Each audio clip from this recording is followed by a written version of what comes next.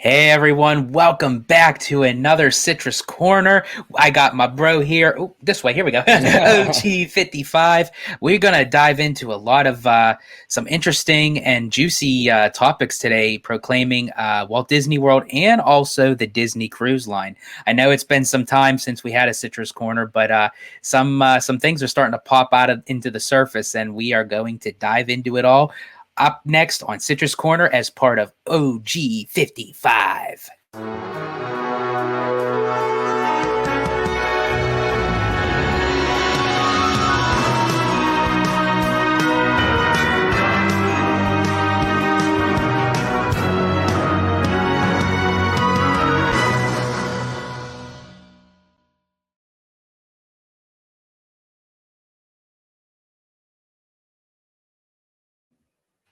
Welcome back, folks, to another Citrus Corner, part of the Orange Grove 55 Network.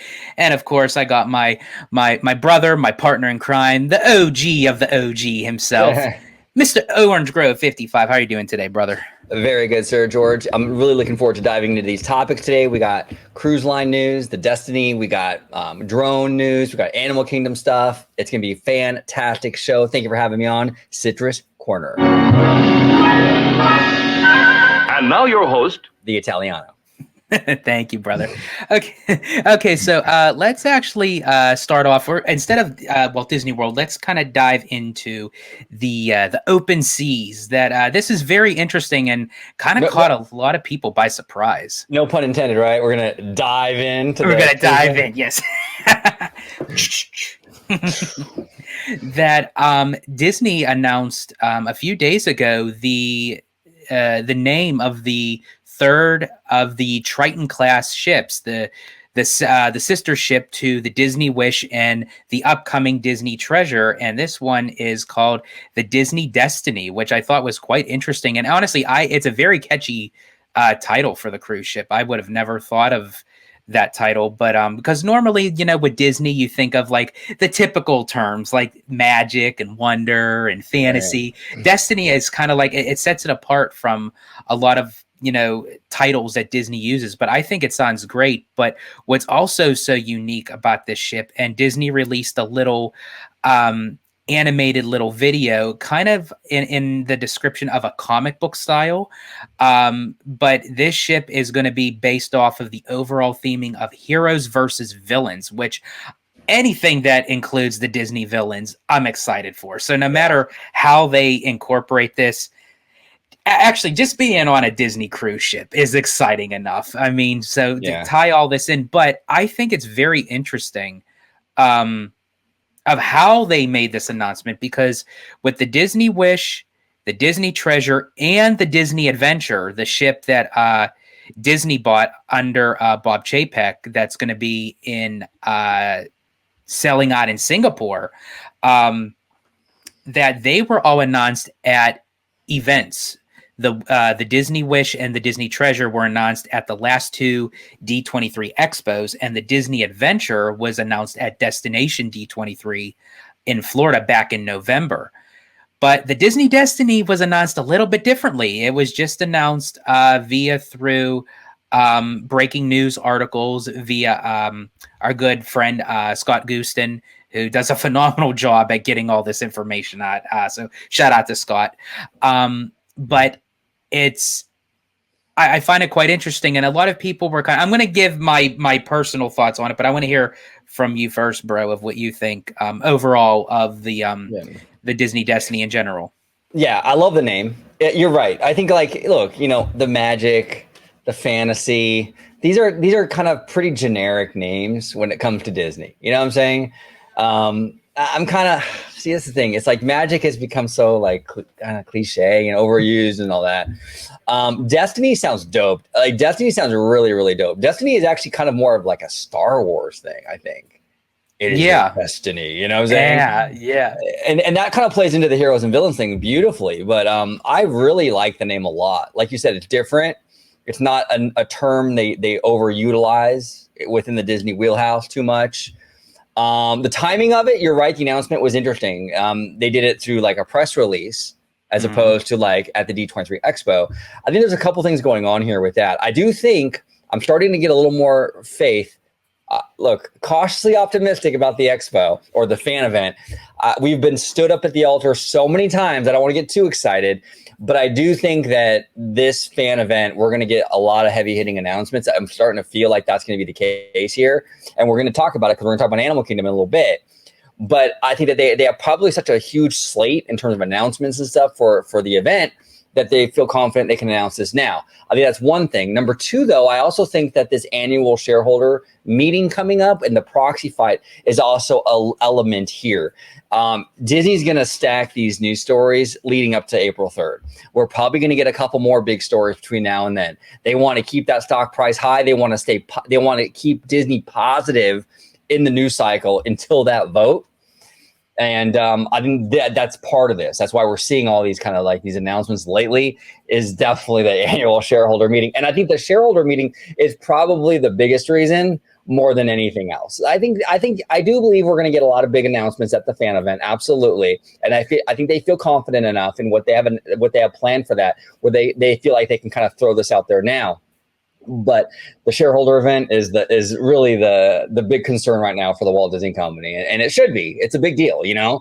And they're throwing out all the stops to make sure that Iger and the board are set up to succeed.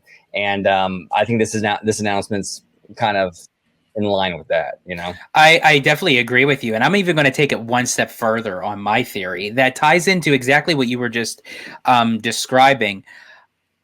What I think is interesting is because we all knew that this ship was coming out. Now, we didn't know what the name of it was going to be, what the overall theme was going to be, but we did know that there was going to be a third of the Triton class ships coming out. Now, why didn't they save it for the D23 Ultimate Fan event? So I personally feel that they have something more bigger set for the event. And what I mean by that is, because Disney had announced that they were going to do a $60 billion expansion plan for the parks, for the experiences, thus including the cruise line. Now, 20% of those fundings were going to be to expand for the cruise line. Now, there's only one way to expand footwork, so to speak, for a cruise line, and that's by adding another ship.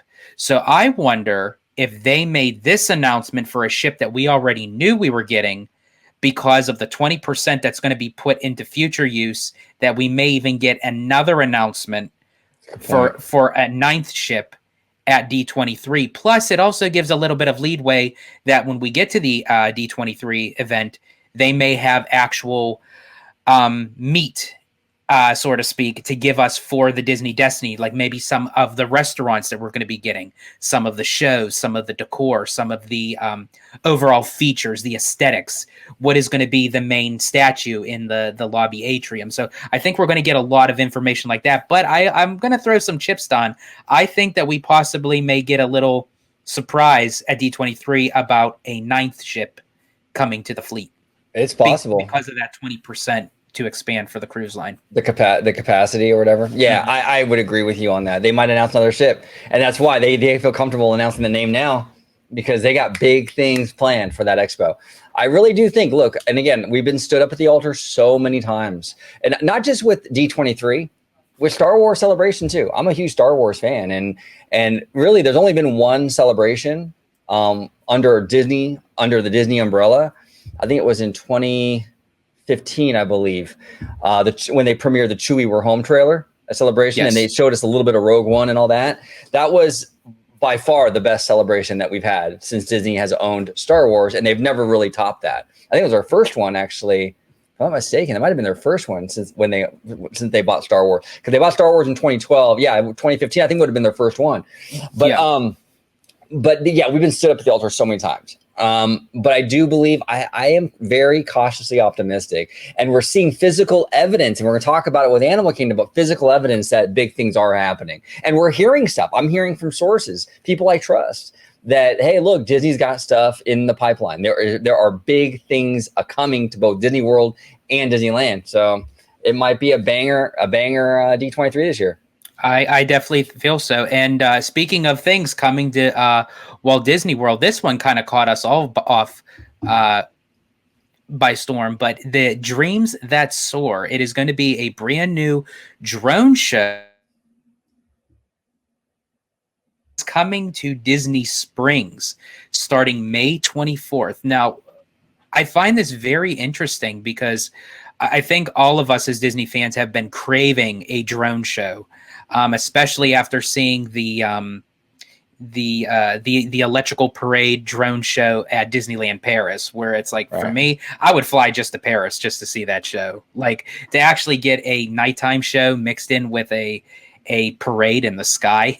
I mean, that's just phenomenal. So I love how Disney is kind of dipping their toes into bringing these drone shows to the domestic resorts, because I mean, Universal's they had already done it with Wizarding World. I had personally seen it. It was phenomenal. So I'm very interested in seeing how Disney takes to this. But I think it's very smart that Disney is starting off in Disney Springs. One, it brings more people into that complex, and we're getting some live entertainment that doesn't require any park admission or upcharge.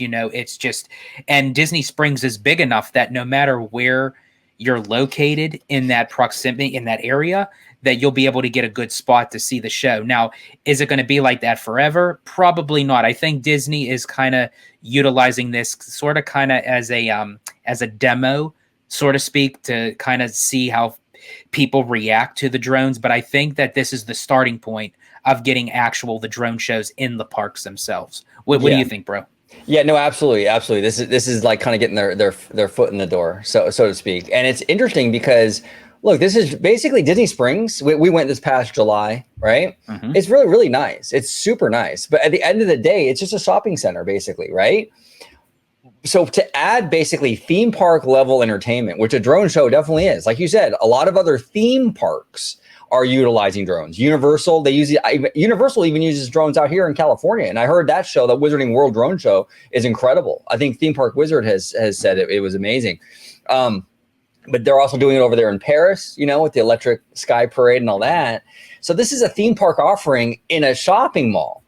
That's pretty big, dude. That's a pretty big draw to this little complex. And I think it's gonna be pretty dope, dude. And like you said, this is just the beginning, that I think they're gonna get their feet wet here and then maybe go into the theme parks. But it is weird. I agree with you. It's a smart idea to go into Disney Springs, but it is a little weird though that they are, while I think it's a good decision because I think it will bolster Disney Springs a lot, it is still kind of weird though that it's not going into the parks.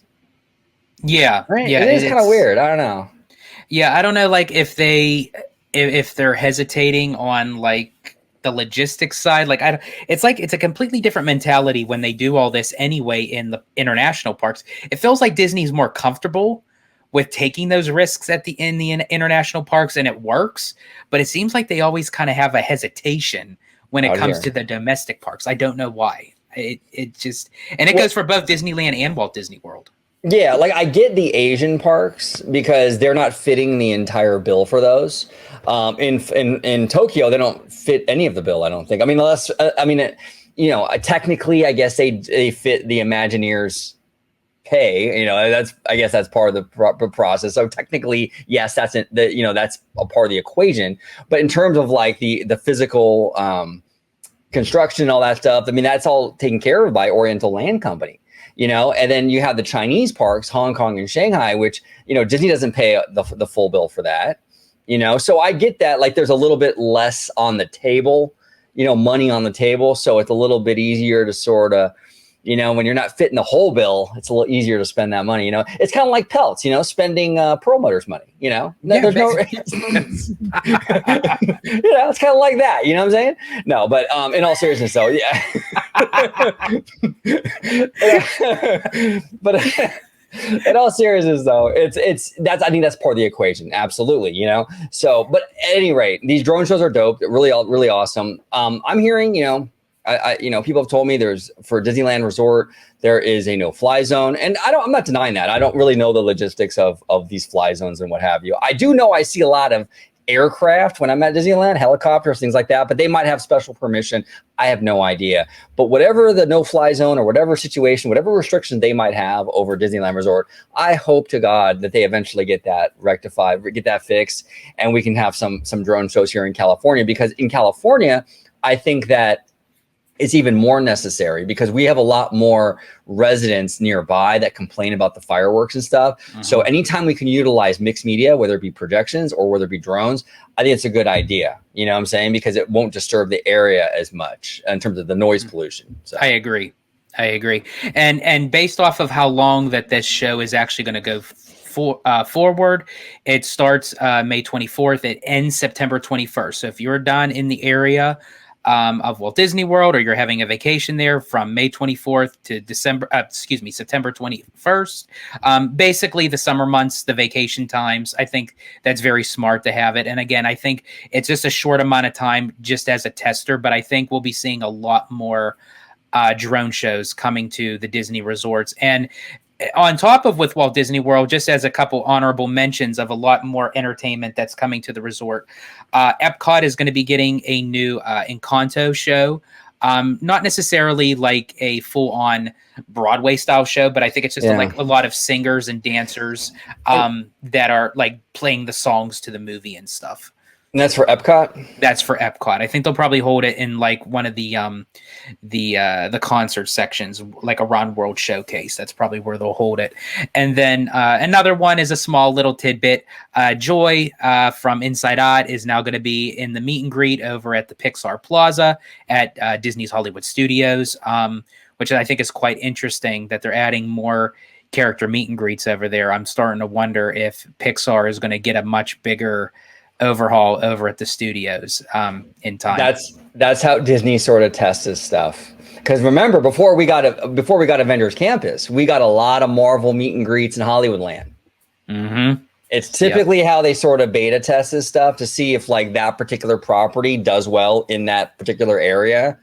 So if they're pushing a lot of this Pixar stuff over there, probably, dude. Yep. Probably. Yep. And then lastly, Animal Kingdom's going to be having a celebration for the Lion King's 30th anniversary, which is an incredible feat for that film. It's a beloved film, a Disney classic. So they're having like a lot of festivities going on throughout the park. And this cute little adorable Zazu shoulder plushie that probably everyone and their mother's going to want. And so I just had to throw that out there. And speaking of Animal Kingdom, there has been a lot of talk, a lot of chatter going around with, when is Dino Land going to, become extinct, no pun intended, to whatever is going to go over there. It started out as at the D23 Expo back in 2022, that they Imagineer Chris Beatty showed us a piece of concept art that it was going to be Moana and Zootopia. And then Destination D23 down at Walt Disney World this last November, Bruce Vaughn came out with Josh D'Amaro and gave another new piece of concept art that it was going to be Encanto and Indiana Jones. Now, still to this day, we don't know really what is officially going there. I'm for sure Disney is either going to make this announcement, I would either say either before or on the Shareholders Day, or actually at D23 itself in August. But we're starting to see some pulse going through in Animal Kingdom, that they're starting to set up the construction zone to have a lot of the trailers, the equipment, and they're opening up the road behind Expedition Everest that's going to lead into the Dino Land USA. But we already kind of covered that, but a new kind of information has kind of come out, more of speculation, like between the fan community and even us have talked about it, that for the announcements that they had released info on the D23 event, that Imagineer and brilliant Imagineer Joe Rohde and James Cameron are going to be official Disney legends. Same time, same place, and they both work together on Pandora at Animal Kingdom, Right. and everyone was saying that was like a match made in heaven between them two. They're both creatives. They both are very passionate about the projects they work on, and it just meshed well. So there was a lot of talk that people are thinking, he might be coming back on board to work on the new Pandora experience at the Disneyland Resort, but also, to that same token, could he actually be coming back to work on the projects on Animal Kingdom, whatever that is going to take the place of Dino Land? What do you say, OG? It's not a coincidence. I don't think there's any coincidence when it comes to this stuff. The fact that they're both going to be there. Look, obviously they deserve the Legend Award. I'm not saying that. I mean, they obviously deserve it. They Cameron and Rhodey both. But the timing of when they're receiving the Legend Award happens to coincide with the fact that we are in Anaheim are getting a Pandora, right? We don't know exactly what, but probably a land. Iger leaked out and said it was a land, but Disney's saying an experience, whatever. It is what it is. But we're getting something Pandora out here in California. Iger even said also in that earnings call, he was saying something, or the Morgan Stanley event, I'm sorry, where they're even considering like maybe building Avatar stuff overseas, right? So we have all that Avatar news. Then we have this Animal Kingdom news where they have the 5-acre staging ground over by Dino Land. That's massive. This is going to be a significant thing for Animal Kingdom to have that amount of space dedicated to a construction and planning staging area. This is going to be significant. And Animal Kingdom is Joe Rohde's baby. You know what I'm saying? So the fact that you have the Animal Kingdom project, you have the Avatar stuff ramping up at Disneyland Resort, and all of a sudden, coincidentally, you got Rhodey and James Cameron getting their awards at the expo. I would be very, very shocked. And again, when I say stuff like this, it's my speculation. I could be wrong. I'm fine being wrong. I have a lot of fun speculating. I don't really care if I'm wrong. But I mean, there's a whole lot of smoke with this. I mean, I think there's probably going to be some fire. I think that they're at the fan event. They're going to get their Legends Awards, and I think that there's going to be some sort of announcement and details in regard to these projects that Rhodey's connected to. Do you think with the proxy battle, do you think it would be wise to make all these decisions, if this is to come to fruition, to make these announcements before April 3rd? Because if they announce that Joe Rohde is now back on board at Imagineering, he's going to be working on these projects, and maybe even then announce what he's going to be working on. Is it official? Is it going to be Encanto and Indiana Jones? Is it going to be Moana and Zootopia? Is it going to be something completely different? Would that benefit?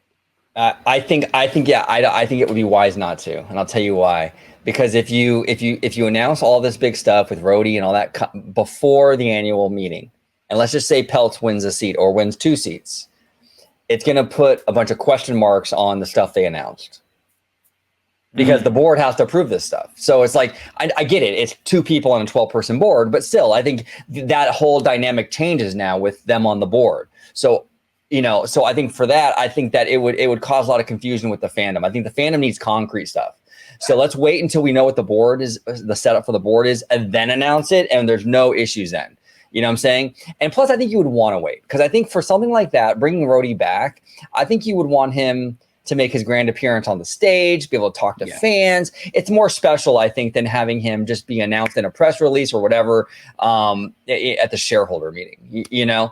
So yeah, absolutely. I think that you should wait. Yeah, I definitely agree with you, because again, that was my speculation even before we knew that he was going to become a Disney legend. Because if you remember, we did several shows, and I said, "Oh man, wouldn't that be something if they kind of played to the notion of bringing Joe Rohde back for these projects?" And then lo and behold, he walks out on stage, and it was like, and the crowd would just erupt, right, with cheers and applaud. And lo and behold, he's going to be there at D23, and it's like, and I honestly, I would love to even. I think honestly, if he was to come back on top of doing Pandora at Disneyland and the revamping and change of Dino Land at Animal Kingdom, and he was to say, "Oh yeah, by the way, I'm fixing the Yeti," that alone, right? That alone. Yeah, and I'll tell you what, and I heard this from someone on Twitter. I can't verify the validity of it, right? But this person on Twitter was saying that I believe either she works at Imagineering or sure her husband or something. I don't remember exactly, but she was hearing internally at WDI that it's already been announced basically that Rhodey is back internally. This isn't public yet. Now again, huge grain of salt. You know what I'm saying? This is someone from Twitter. You know what I'm saying? You don't know. People can make up crap and whatever. Right. But she didn't seem like a troll or anybody like that looking for clout, or she wasn't like trying to grift or anything. She was just, hey, you know what? My husband, I think she said her husband works there or something. And internally, it's basically been announced he's back. Rhodey is. We'll see. We'll see how that pans out. But it seems like they're moving in that direction. It does. And it would benefit Rhodey too, because look, Rhodey's park is Animal Kingdom. That's his baby, like I said, and Pandora's his baby. He's going to want to be there to secure that legacy, so to speak, of both of those projects. I mean, I know technically Pandora's going to go into, Disneyland Resort, but it's still a project connected to his name. So he has a vested interest in making sure that the Pandora stuff is still going to maintain that quality. And definitely the stuff, whatever they add into Animal Kingdom, he definitely has a vested interest in that as well. He's going to want to be there that Disney doesn't muck that up and try to add something really lame and stupid and mess up his like crown jewel. Because Animal Kingdom is a crown jewel. I love that park. And a lot of people say there's not enough rides. I don't care about the rides. I'm not a ride guy. I can walk through that park all day, have a beer, and enjoy myself. That atmosphere is amazing. Professor Leisure on X, if you don't follow him, you should be. He was all these years I've been following that guy. All these years, and he stands Animal Kingdom. And when I went there, I actually sent him a message. I said, Professor, excellent taste, sir. You were absolutely right. That park is such a crown jewel. So yeah, I want Rhodey there, and I want him to protect. I don't want them to mess this up. That park is so beautiful as it is. Absolutely. Yeah, I agree with you. And Joe Rhodey's a beast, no pun intended. Like he can do everything he touches is like King Midas gold. And you're not lying. Is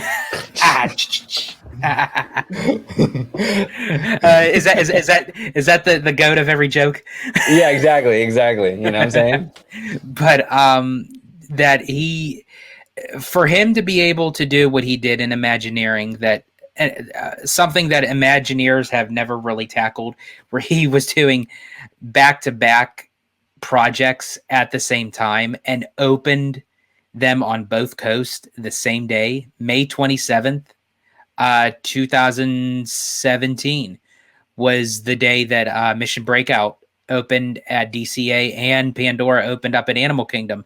He started in California and made his way to Florida all in one day. I mean, he was there for both openings. So it's amazing what he can accomplish. So to bring him back in a big way when the company would need him most, I think would be very satisfying, on top of already having Bruce Vaughan back on board. 100%. 100%. Yeah. And that's what I think Imagineering needs. That. Look, I got to push back a little bit when people say, well, this current crop of Imagineers, they don't have what it takes. I don't agree with that. I think this current crop of Imagineers has proven they have what it takes with things that we've seen. Remember, the stuff in Tokyo is created here in Glendale. It's Imagineers here that create that amazing stuff. The stuff that you see in Shanghai was Utopia, and the stuff that you see with Arendelle in Hong Kong. Imagineers created all that stuff. Just because it's in another park overseas doesn't mean the Imagineers aren't involved. They're very much involved, like everything else. They clearly have what it takes to create truly amazing experiences and environments.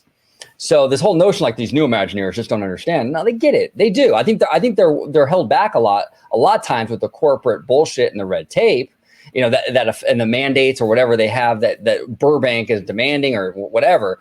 But they know what they're doing. But with that said, we do have a lot of green Imagineers right now, a lot of the younger generation. It is nice to have Bruce Vaughan back. It would be great to have Joe Rhodey back. Some of these veterans to sort of just really hit it home and really sit with these greener Imagineers and get them really on par and get that institutional memory, just secure it for the next generation, basically. You know what I'm saying? Absolutely. And a lot of these projects are already kind of done in a sense. They're just being shelved. They're being held to the notion of being ready to use.